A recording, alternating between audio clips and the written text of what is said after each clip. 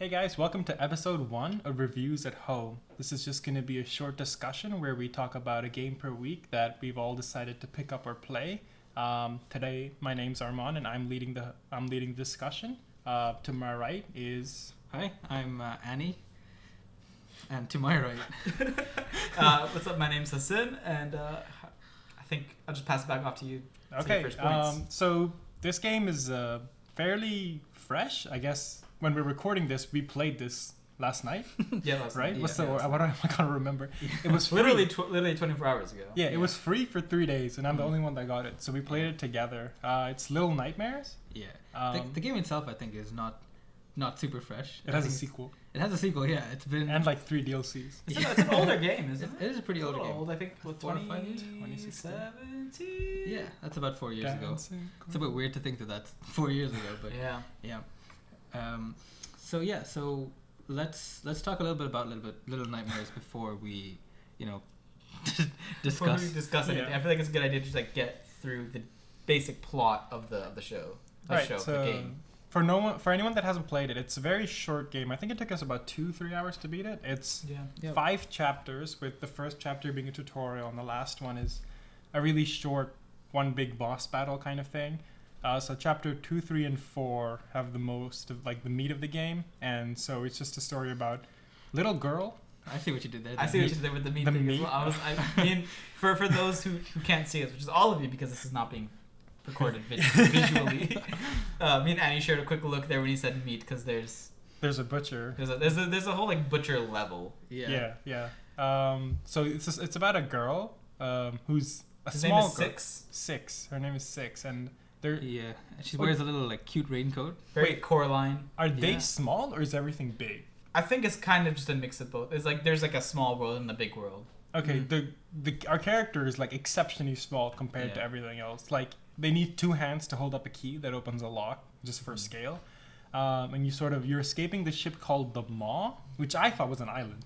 Yeah, on the not to spoil the ending, but in the ending you see the part of the ship that sticks out of the water and it looks like an island. It looks like an island. Like, with a I mean, lighthouse throughout the game, it definitely feels like a ship. You have a constant rocking back and forth. Yeah, but it looks like an island. And so the chapters are you just progressing through the ship. I think the first one is called the prison, and then it's the keep, the kitchen, then the dining guest table area, and then the ladies' quarters, which is the final boss fight. And so I'm gonna throw this to Annie because he was terrified starting the game because he's scared of horror games. Yeah, I'm not a horror guy. And when it started, the atmosphere was actually pretty scary. Although nothing scary does happen for most of the game, I'd say. The atmosphere is really kind of creepy more than scary. When was the first time you were like scared? Ooh, first time I was scared. The first time I saw the guy with the long arms, he was like a weird. Oh, Long Long Arm Dude was a cool looking dude. He was a cool looking dude. That's a pretty solid, I think, horror thing. Like the next one, the cooks weren't so scary as they were like bumbly, like weirdos. They were a little bit scary once they like spot you. They like go like really like. Argh! Yeah. And I thought that was kind of. Oh, and also scary-ish, at the point where you reach the elevator and it arrives with them in it, and you just like panic mode. That scared that scared me quite a bit. I think it was we just cleared some room, and then there's like the door for an elevator. So we think, okay, or the next step is to open to get into the elevator. But then someone like it arrives and then they're in it, and you see their like outline, their silhouette first, and so scary. Did we get the plot? The plot was we should basically just go through it. Okay, we're gonna go through the whole plot. So you start off in what was it called, the prison? The prison, where you start off as like the character 6. She's in a little raincoat. You go through a tutorial level. There's nothing too much happening on there. You get a really good sense of the scale of the world. How like you're really small, but the world's built for someone much bigger than you. But it's also little like tidbits here and there of like things that are clearly made for people your size. So I think that's a really cool little thing you get right off the bat. And from the keep, from the prison, I mean, it's just a tutorial. You make it to the end, and that's where you see Mr. Big Fucking Arms. Are we supposed to swear? I don't know. Let's keep it to a minimum. Yeah. Okay.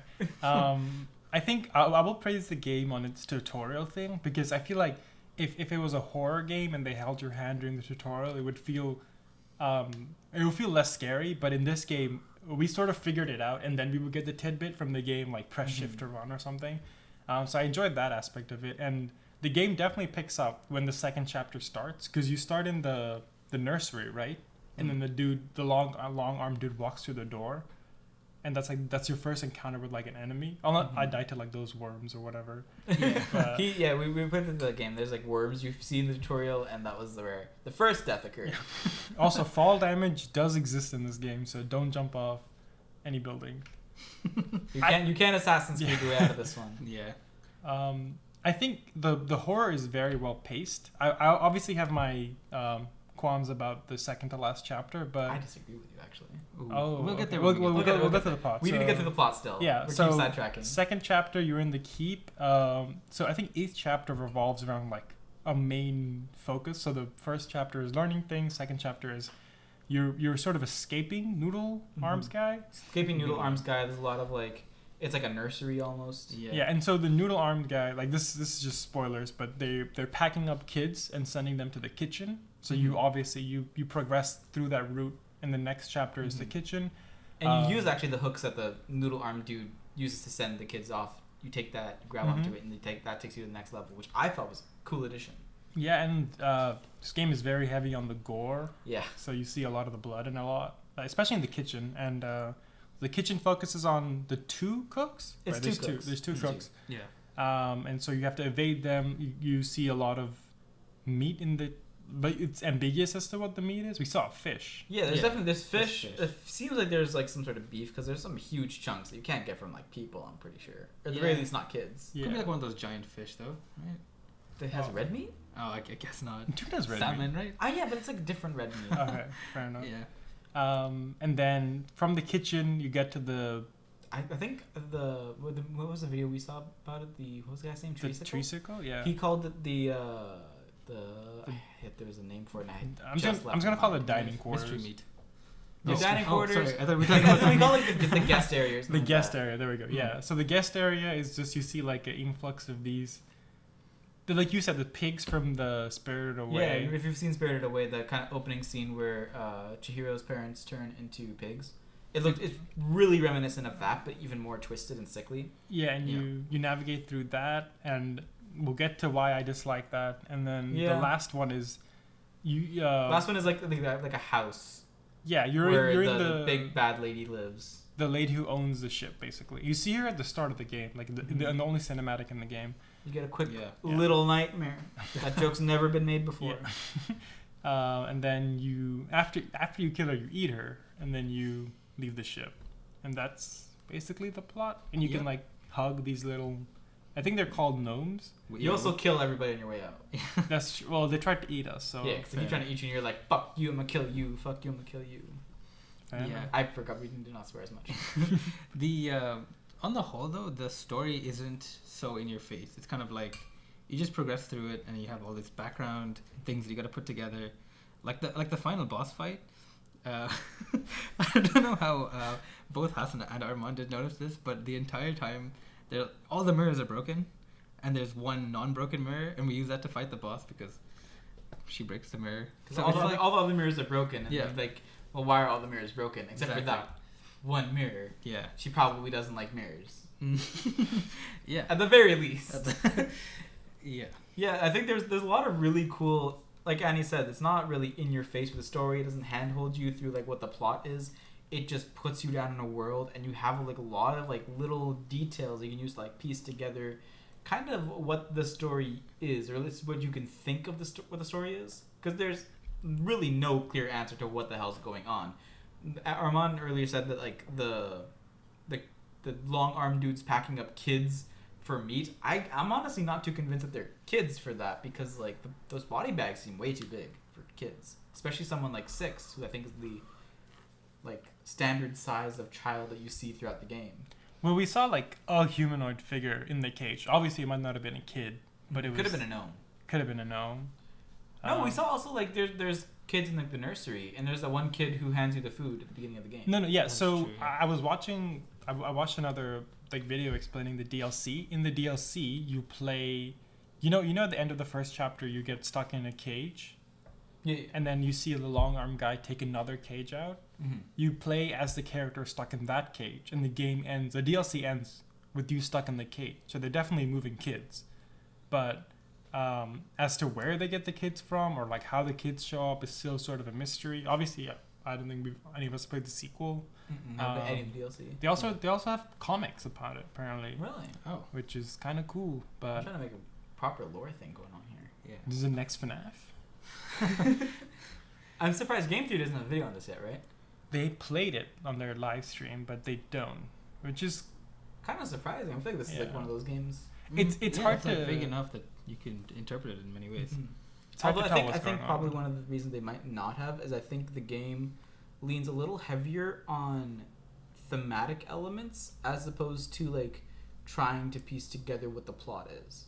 Like again, the Treacicle video, like he talks I don't know if it talks a lot. He talks a good bit about like the Holocaust imagery that's very prevalent in the game, Yeah, Like that whole, like, the shoe pit room of scene. shoes. Yeah. right? Hmm. So I feel like this game kind of focuses a lot more on themes than it does on plot. And I think a lot of people who are just generally talking about the game are, it's sort of that like that feeling of needing a connection, like making Six the daughter of the lady. That didn't sort of Mhm. make sense to me. That felt like a jump. Where I feel like I saw people talking about it, but it didn't seem connected, like in my eyes. But there's a lot of stuff that, like the eye imagery, the dolls, the Mhm. gnomes, but it's hard to tell what's there as just to like for a completionist to finish versus what's there for the lore.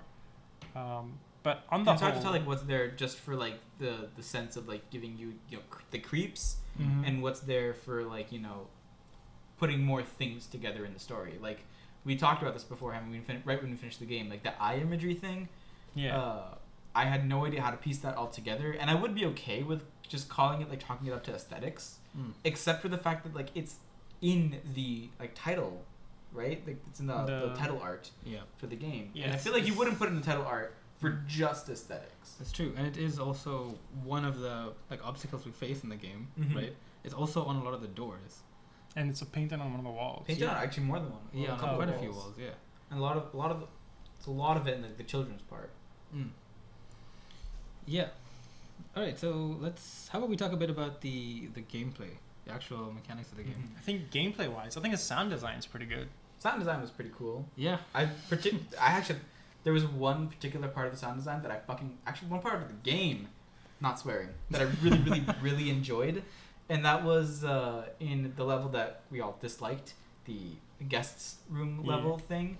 But there's one part where all of the like the giant pig people are like chasing you Towards the end. towards the end, right? And like you're like running and you have to like make this like one jump, and they're all coming towards you. That music just really swells up really just elegantly, Mm-hmm. and you have to make that jump, and it comes to this nice crescendo, and it feels very, very natural. Like the sound editing and design there, that particular part I just thought was a 10 out of 10.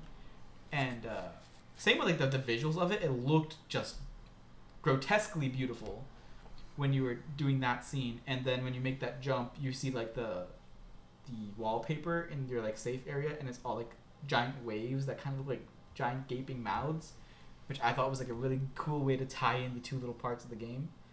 Yeah, I would have loved to play this blind with like a heart rate monitor, because I feel like there's moments where you finish a section and you notice your heart is beating, and you didn't notice it because you were too focused on like whatever the task you were doing. There's also points where your heart is racing and beating really, really heavily because you're angry. That's rage. All right. Yeah. Okay. Let's talk about. You're talking about the dining table. dining table scene. What is that scene? Why? That took me out of the horror element, and I was like, I'm playing some dumb platformer. For sure. It was fun. I will say it was fun to like as a Strategize. squad. As a squad banter. I Yeah. think you guys got really, really annoyed at me at some point. Yeah. No. that part there. 'Cause that was backseat gaming very heavy. very heavy. Hey, don't die. Yeah. Try that again, but this time be better. In all fairness, it was like 3 a.m. and I was like super tired. Regardless, the for the most part, the gameplay wasn't all that frustrating. I think it flowed quite well with the horror. The pacing was quite good up until that like the dining table section, where it just became really frustratingly like we had to do the same section over and over again, and that like doing it more than twice pulls you right out of the horror. It becomes more of like a challenge for platforming, rather than feeling the atmosphere. Yeah, I think this is kind of like a downfall of a lot of horror games, where the problem you have with horror is a very difficult genre, period, to do.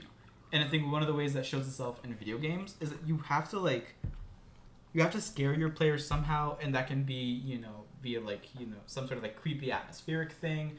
That could be with like jump scares. That can be with the constant like looming danger of whatever's going to come around and like end your gameplay moment right there. But the problem with the last part there is like, if something's going to like endanger you as a character in the game, is that you don't want it to happen over and over and over. You should be able to pass it within the first couple of tries. Because if it happens over and over and over, you get immediately just pulled right out of the gameplay. And it's not scary anymore, because you're like, okay, well, I know this thing's going to happen from this part of the screen, and then that's going to happen over there. And it just kind of just ruins your immersion right there. And I think that's a huge challenge when it comes to making anything horror.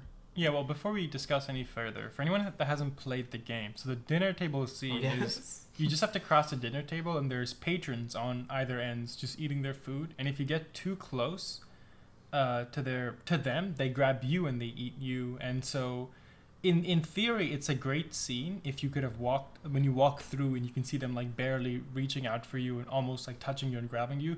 But the hitboxes and the way the level is just put together, it just feels... those radius of reaches they're just so tight. And it feels very clunky. Sometimes it feels like they grabbed you because they hit you where you were a second ago, and then the jump at the end of that section is also... I think we got there. We messed it up twice. Yeah. This is more than twice. This is like 4 times. Oh, okay. Yeah, we messed it up a few times before like being able to align it correctly. And so we were there for a good 30, 40 minutes, and that at the end we were just worked up over the game. And in the game's defense, the next chapter definitely brought it up, but... Mm-hmm. That arm's radius thing was really weirdly designed, because like I think what I would have expected in that point is like if the arm touches you, you're gone. But the problem is that like, if you're within the radius of where the arm can be, you're gone. Yeah, which I think that was kind of ridiculous. They're so fast. Yeah, actually, and the radiuses are pretty wide as well. Yeah. The just the next scene also is quite frustrating. It wasn't as bad as the dining table scene, to be honest. It's one where you go forward, and then a guy comes from the left, like comes from where you're supposed to be going. You have to like bait him back and then jump over him and then get past him before he makes it back.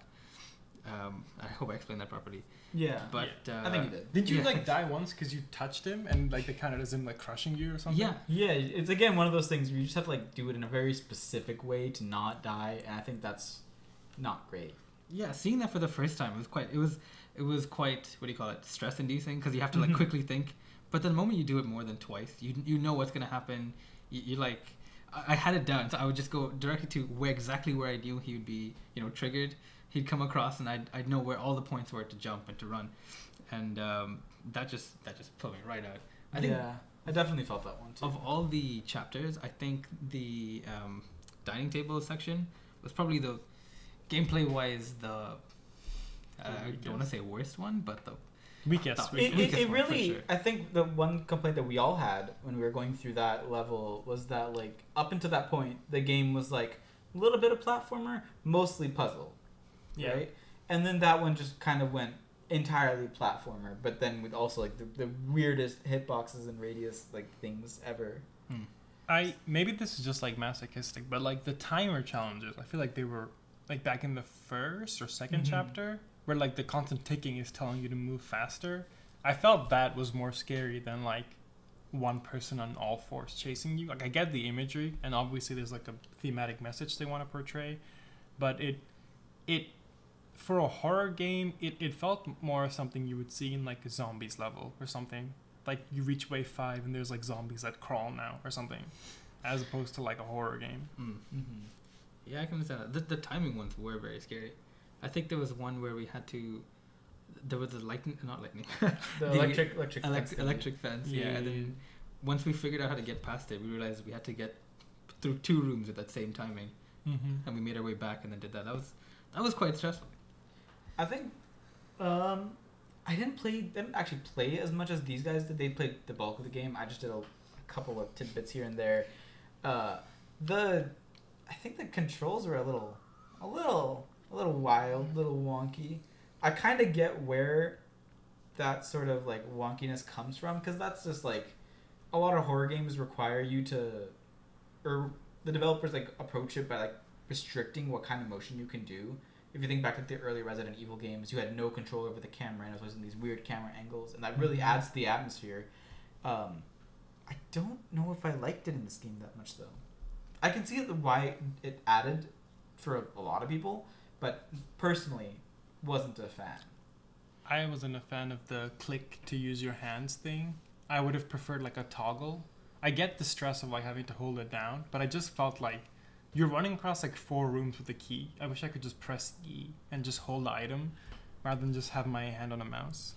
Yeah, I get that with holding items. I understand like the manual like click for like, you know, reaching ledges and stuff, but like the toggle thing for items I think should be toggle.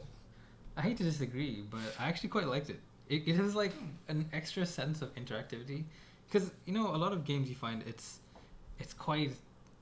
It plays itself. Yeah, somewhat. There's aspects to it that are not as, you know, immersive. I know Especially that's a bit horror of a generic. games. Yeah, I mean, like just the idea of having an inventory, like it's quite common now, but that isn't really, you know, the idea of having to hold a key in your hand as you walk across a thing.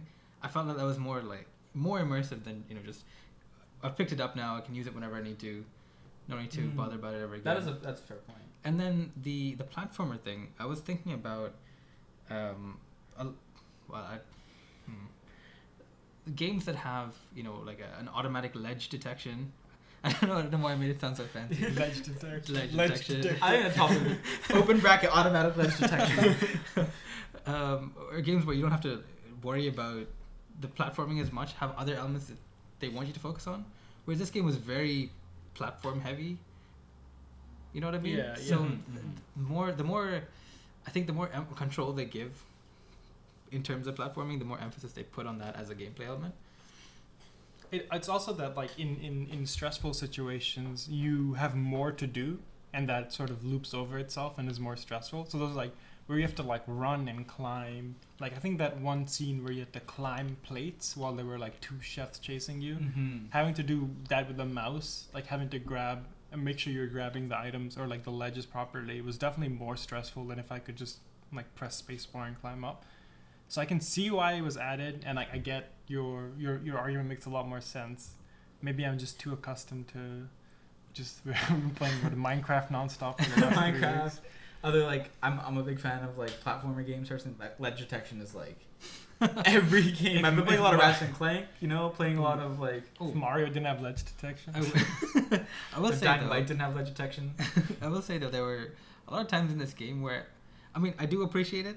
I know I just talked about like a minute about how I preferred it, but there were points where I feel like it could have been tighter, from a technical standpoint. So I appreciate the idea that like the mouse to click thing, and it really worked in certain situations. But there were times where it was just frustrating. You'd go up to something and click it, and you know whatever 6 wouldn't grab it, or 6 wouldn't climb, or 6 would just stand there and you'd die, and that'd be quite frustrating. Oh yeah, and there's a very very thin line between like stressful, which I think in this kind of situation is good, and then frustrating, which is what takes you out of the immersion. There's a very thin line there. What comes to mind is that the first boss fight with the noodle arms, where you have to grab 2 rods out of a crate, and when you grab the nearer rod, you can't see where there's left and right. The one further away from the player, it's almost impossible to see where the rod is. You kind of have to guess. The window to grab the rod is pretty small as well. Yeah. So that just added to it took us a minute or 2 to figure out what we were doing there. Yeah. And once we did, it was difficult to see why we were grabbing what we were grabbing. I think we got it eventually. I don't think it took too long for that one. Yeah. That does kind of segue into what I want to talk about next, and that was level design.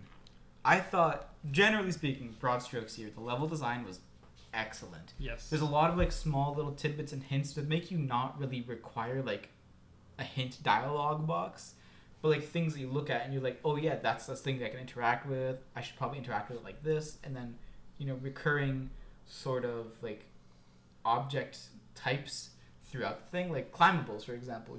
You can see an item and be like, I can probably climb that thing, and you know that if you climb the thing, probably places you should go, right? I really liked that they tied it all together really, really well. You have, I think, the cages from the first one and plates and like drawers and stuff, and like the stack of like books that you can climb up. I think in the second level, kind of is reminiscent of the stack of plates you can climb up in the third level, and I think that was just like really, really solid, tight level design.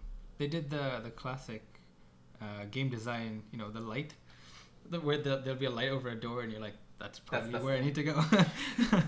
And also like the thing, I think I mentioned this to you the other day, this thing looks like you can interact with it, therefore you should interact with it. The Tom and Jerry sort of the one like outlined can on the shelf, and that's the one that they interact with in the show. Yeah. I was watching slightly unrelated. I was watching a Resident Evil playthrough, and I don't, unless you're looking for it, you don't really notice how much of that the yellow tape and the yellow paint that you if you played it, most interactables have yellow tape on it, and most ledges have some sort of yellow paint on it, so you can tell where to go, and it's not so heavy-handed that like they tell you, oh, this is where you're supposed to go. It's just like, oh, that yellow thing caught my eye. I'll probably go check out what it is. It's just a well-developed like visual language. Yeah. Same goes with the buttons. The buttons in it's a bit of an odd point to hit on, but like there's like certain buttons that you can like throw things at to activate in the game, and then there was a one part of the game where we were in the second level where we were in the room with the TV, and I kept telling you guys like throw something at the TV to hit the button. In my head, because in the kitchen level, you push a heavier button with your hands. So when there's like a meat grinder, before the meat grinder, before the sausage part. Yeah. So I thought when I interact with it, like 6 tries to spin it. So I was like, oh, it's a dial. And then we spent 20 minutes on the ledges, and then I threw it at the TV, and then it turned on, and I was like, okay, I guess it was a button. Yeah. What was confusing? I'm just gonna point out that I told you guys to do that right at the beginning. True. I was like, throw it at the TV. A stop clock is right twice a day. The fuck does that mean? I think it's a broken clock. Yeah. It's the same thing. A broken clock is more or less the same thing as a stop clock. Fair enough. Also, something that was also confusing was that the guy, the Noodle Arms, he would hear the tiniest sound when you're in the same room, but you play like a massive loud sound, like dropping a can from a box. They were like musical cans. Yeah, they were a music box basically. Well, and it looked like it. It was It was basically a musical box, but just in can form. Canned music. Stays fresh for longer. That was the worst opening I said. Wait, let me try that. That sounds like you're opening like a soda. Your music is carbonated. Yeah, my music is carbonated. Let me just open a music box with the boys. I think I wish it was scarier. I honestly do wish it was scarier. The game in general? Yeah, Nice. Sorry. There were a lot of moments where like it felt like it was building up to. I remember there was once where all three of us like, oh, there's a cutscene coming up. Or there's a jump scare coming up, and it wasn't. And I get that the build up is pretty good as well, but I wish there were points where, like in the last level, when you're entering her bedroom and she's like singing, that part was genuinely terrifying. That was scary. But I wanted more of that in the game. Also, some of the scenes with like the fat dudes. I think the first one where like the first dude like freaking falls off the chair and like starts chasing you. Yeah. That was pretty scary. I thought it was pretty scary. I think generally, I don't think I'm scared most of the time in dedicated horror games. I haven't played a ton, but my experience so far, I haven't been scared of most of them because I played Outlast 2 with Annie. He was scared. I was like, this is just a game. Yeah. Like, and not in the sense that like I'm like, oh, this isn't a real thing. It's a game. More like it was like, okay, this is just another video game. It's just a video game. No. Yeah. I think the difference is I'm explaining it poorly, but I get quite pulled in. I feel. No, I'm not saying I wasn't pulled in. I was definitely pulled in, but the difference between that and a game like I don't know, Dying Light, which honestly scared me. Had points where it scared me more than Outlast did. It's just a game. You're just immersed into the game. You're not really terrified of it because I've seen similarly scary things in other games that aren't marketed as horror games. So I think I'm just not as scared of those things. Yeah, I mean, this didn't really feel like a horror game. As someone who is scared of horror games and movies, Professional scared guy. It felt like Limbo Plus. yeah, Or Inside Plus. and it felt like Inside Plus. It's almost the same game, kind of. It's the same idea game, but you're an actual boy. It's like I kind of pegged this game as Limbo X Little Big Planet. It kind of is, right? It's like Mario, but scarier. We can do this all day. No, because you have like the 2.5 element of like Little Big Planet, and I think there's the interactivity is kind of similar. Yeah, It's not as much. Obviously, Little Big Planet has a lot more interactivity and a lot more crazier level design. yeah. But you take the level design, aesthetic, and stuff like that from like Limbo, mix it with sort of some gameplay mechanics from Little Big Planet, and you get Little Nightmares. If You this, just have little in the name. yeah, if this gets big, and then like my claim to fame is just Little Nightmares is Mario but scarier, I'm gonna be a little bit pissed. If like that's the quote people associate me with. Oh, he's the guy that's scared of Mario. And you made Mario and Smash. It's me. I'm Miyamoto. He's scared of himself. Looks in a mirror. He's the dude. He's the lady. I hate mirrors. He can't look at himself because he's a Mario main. He's scared of Mario. That's true. That's why he hates mirrors. We've solved the puzzle of what the hell the plot is in this game.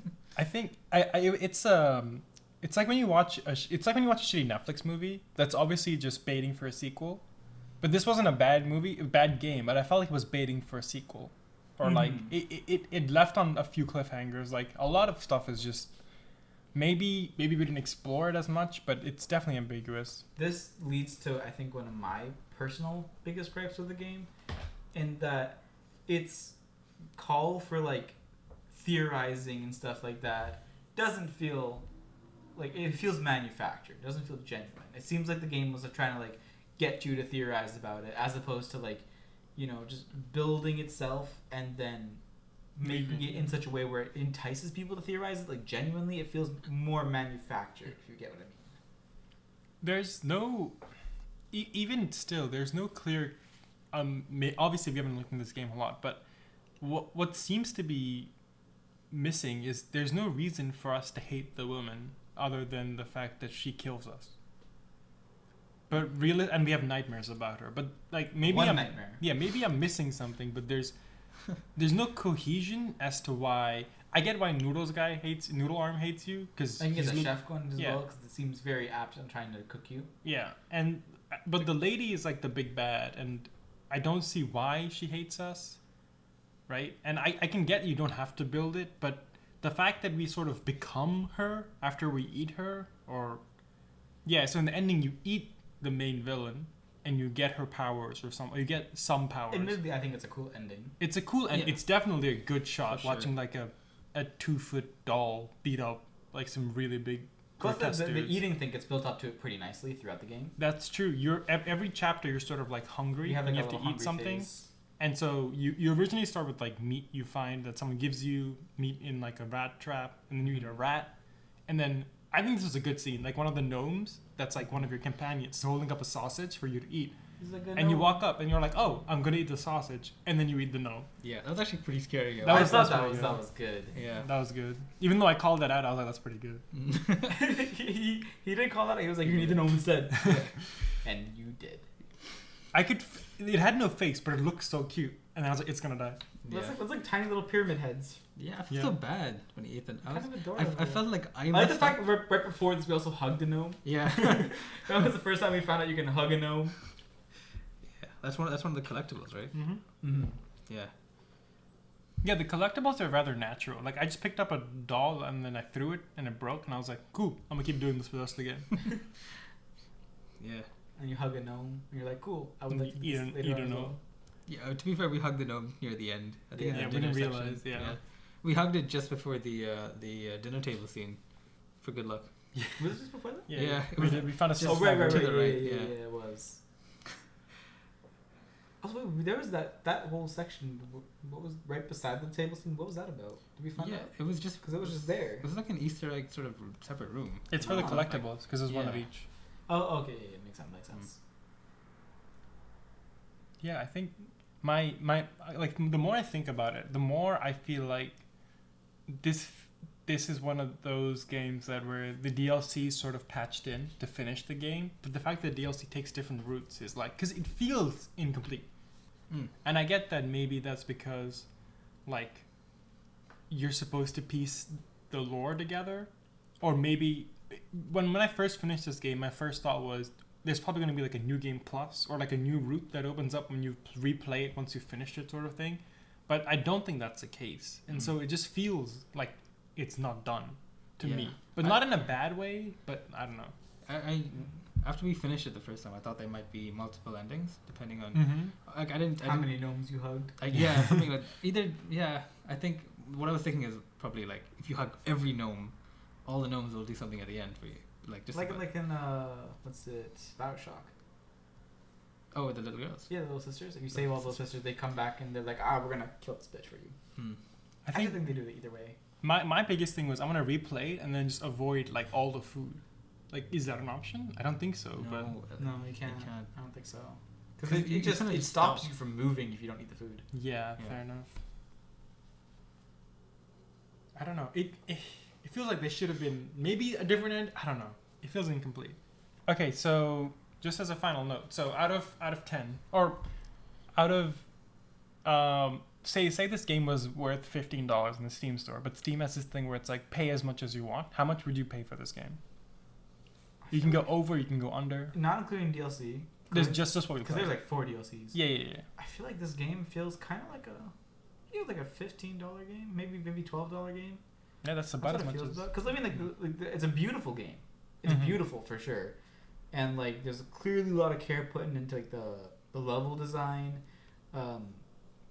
just like all the the character sprites and everything. They're all very, I think, clearly meticulously crafted, and the whole ambiance is like so just chef's kiss, honestly. But gameplay wise, it falls into what I've found for horror games to be kind of the same rut where you can't do too much. Yeah. I think for me, for someone who got it for free, I would have wanted to buy it because I wanted to support the developers, because this is definitely like a good game. Maybe I will just buy the next game just because I want to give them money. This is a good game. I think we should like buy the DLC, honestly. I don't know about the DLC. Let's buy the sequel. Yeah, let's just buy the sequel. Because the DLC is stuff that's happening during 6 is going through the thing. I don't think it focuses on 6. Do you think the sequel's going to touch it all into the DLC ones? Stories? Maybe. I wonder where the DLC goes from, because at the end of this one, it's pretty much concluded when she leaves. Well, only one way to find out. But for in my mind, if this is worth $15, I will happily play $15 for it. Yeah, I'd probably say about the same as Hasan, so about 12, maybe 10. It was great. It was also quite short. If I'm not gonna lie. I feel like I would expect that from a $15 game to be kind of short. It's a big I've certainly paid more for much more for about the same amount of gameplay. Cough cough, Shadow of Mordor.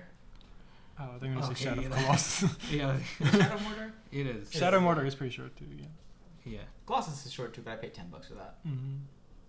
Yeah, I mean, yeah, I don't know. I don't want to repeat everything Hasan said, but gameplay for sure was. Do it! I dare you. Do it! I dare you.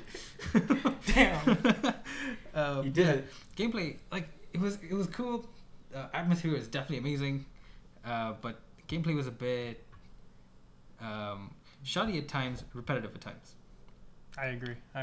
And yeah, shoddy dinner table scene, repetitive. Definitely has running some away points from where it just takes you right out of the immersion. Make the dinner table shorter, please. I'd say if you took that last chapter and made it the whole game, $15. Just the last chapter? I feel like, I don't know if it's... The last chapter was short. But it was good. As in, like, good. make a whole game out of it is what I mean. Yeah. We were just in the house. Yeah. That last chapter definitely hit. It definitely hit. I disagree with that part, but I definitely agree. The last chapter hit. It did. Yeah. All right. Thank you so much for listening. Yep. Yeah, thanks for listening. Signing out, I'm Hasan. I'm Armand. Annie. This was Reviews at Home. Little Nightmares. Actually, should we give it a number score? Because my thing was like... I'm going to give it a pretty decent. Solid. I'm going to give it a solid out of 10. Here we go. Okay, that's a good number. I'll give it a 7.5. Out of what? Out of an amazing game. Out of an amazing game. I'd have to say it was pretty scary. Out of almost insanely scary. That's a good. All right, we're gonna re-sign off again. I'm Hasan. I'm Annie. I'm Armand. And this was Reviews at Home. Thanks for Reviews at listening. Home. We'll see you next time.